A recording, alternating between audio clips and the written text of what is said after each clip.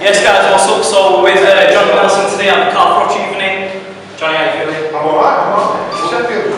What do you think of the evening that's taking place? It's a good turnout for Kell. I think Kell's a bit shocked as well. So it's just nice to show a good turnout for him. So that's a good job. Now, since we're at the Froch evening, I might as well start off asking a little bit about Froch. First of all, there's a lot of rumours going on about Froch versus James Kell. Who do you see the Chavez Jr. is another name for him. What do you think about? I think Froch was fair in them fights. I think for Kell at this stage of his career it's about motivation. It's a big one. I understand he struggles to motivate himself. Remember, he had 80,000 people playing this league. You don't need to do that. So if it was really my motivation to box your best out and it's a massive fight. I don't think the motivation that was to go on scale. If it was really an hour's class, Now, moving on a little bit, talking about the fight between, potential fight between Amir Khan and Kell Brook. I know you went for Kell Brook, and I like both fighters. Why did you pick Kell Brook to beat Amir Khan? Why do you think that he couldn't? Why did you I think Kell comes from the front line. Excuse my French, he's a little bastard. He can fight for fun, no joke. And he doesn't care what it is. There's a guy called Julie Winter, world champion. And then usually when you're in the gym, you spar with someone else that was like your peer back in the day. You give that a bit of respect when you get this far. He doesn't care, and he has no pity, no guilt, but it's like a shark when the eyes just go tilt, and that's Kell, and that's why I know he's hungry, he's fresh, he can fight, he can box, he can punch. He's boxed fighters that can go backwards, go forward. You know, he's boxed all sorts of unorthodox fighters. Now, if you're going to get with Kell, you've got to be on top form. Amir Khan is probably, believe it or not, is probably the worst nightmare for someone like Floyd Mayweather because he's fast, he's busy, he's got pace, he can box and not get involved in the tear-up. For Kell is the worst kind of fighter for Amir Khan because Kell has boxed all types of fighters. Amir Khan, there's 20 of them in my gym. You know, there's 20 Mike Tyson's in my gym. You've got guys that can fight for fun, but it'll be a good fight. I'm a fan of Amir's, you know, I'm a good friend of Amir's, just like Kell, but Kell's my boy.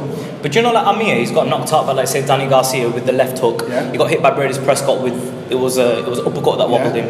Kell Brook, he tends to throw like more straight shots than hooks. No, how would he get in? He'll deal with what's in front of him. You know, it's like horses for courses. You know, and they have a plan. They have a game plan. So those shots, what Kell's throwing, that's for that specific opponent. Yeah. So do you not think he's gonna think about what shots will work for Amir Khan? He will do. But you can't write Amir Khan off because Amir Khan has come back and stayed at the top tier in world level, and so he can always come back. But Kell will fit him up like a bespoke suit. Trust me. Now, obviously, you yourself, you're from the Ingle camp, and something I've noticed about yourself, Prince Azim Hamid, Kell Brook, anyone who comes, and even Kid Gallard now coming up. I notice you guys, when you use your footwork, you tend to be sometimes you're orthodox, sometimes you're southpaw, but you're never off balance. Yeah. How did you guys, like, in the Ingle camp, how did you go about like perfecting that style over the years, and why is it like that? Footwork's everything. Hand-foot-eye coordination's everything. And when you walk in the gym, it's a make and break of a lot of fighters. When you walk in the gym, Brendan will put you on the footwork straight away. And a lot of kids, after 15 minutes, they disappear. They walk out of the gym, you never see them again. Kell was one of those kids when he first came in, and then he went away, came back and thought, I'll do this again. And if you've got your footwork on, hand-foot-eye coordination, your footwork's got to be like walking, talking, breathing. It's got to be natural to you. And so that's why most of the Ingle fighters, when you see them switch from southpaw to orthodox, box on the back foot, box on the front foot, that's natural without even thinking because it's ingrained in us.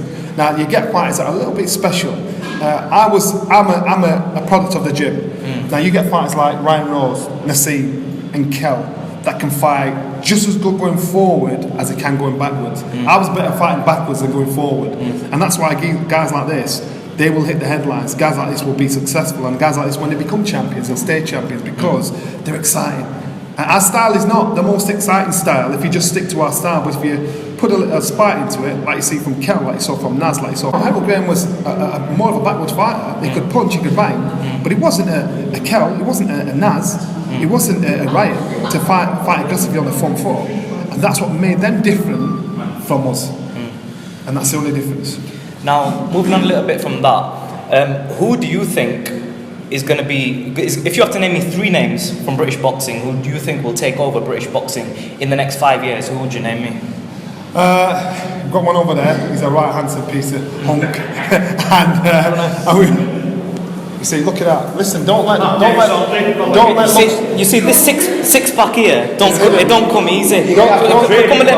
Don't let looks deceive you. That sort of six pack don't come easy. He can fight. That takes a lot to get. Well, on a serious note, I'd say Luke Campbell, Anthony Joshua, and the one that's head and shoulders above him is actually Kell. Yeah. So when Kell comes through, next year is going to be a massive year for Kell. Yeah. Because he defends his title as his mandatory challenge. He fights Amir Khan. It's definitely going to happen in the summer. It puts him in a mix with the big names in the division. Now, Johnny, just before I let you go, just one question I want to ask you. Any chance of you making a comeback anytime soon? We're looking February, March, just for one February, fight. March, so there's some just truth for one to it. fight, not to come back as a career, just for one fight. Why do you want to come back now? And Because I know I could beat him. Yeah. It's that it. You pick your battles, and the guy that's the champion at the moment. Who do you plan on fighting? The guy's called Marco Huck. He's defended his title 13 times at cruiserweight. He's cruiserweight world champion. I've said, they asked me what I thought. I said a good kid, but in my day it wouldn't have happened. I said give me 6 months. I'll get ready for this kid. He's talk. He's out there in the pipeline. I'll train as though it's going to happen. If it doesn't happen, I've had a good time getting fit. If it does happen, after 10 years of retiring, I'll come back and beat the guy that's world champion. Right, Johnny. So we're Johnny Nelson here at the Car Froch Evening, champ from Be Real Boxing. Thank you very much, Johnny. Appreciate it.